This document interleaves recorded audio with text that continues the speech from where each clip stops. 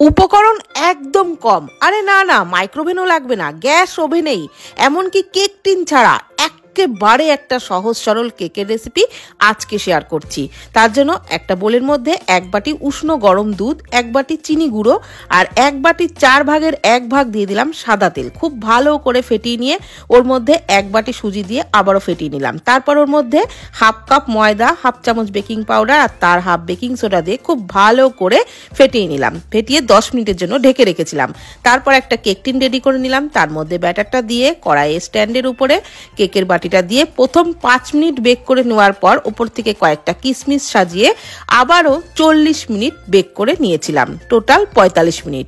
তারপর ঠান্ডা করে বের করে নিচ্ছি। এই যে বন্ধুগণ, আবার সহজ সরল বলে এটা ভাববেন না যেন বেশ স্বাদ, এটা কিন্তু ফাটাফাটি টেস্ট।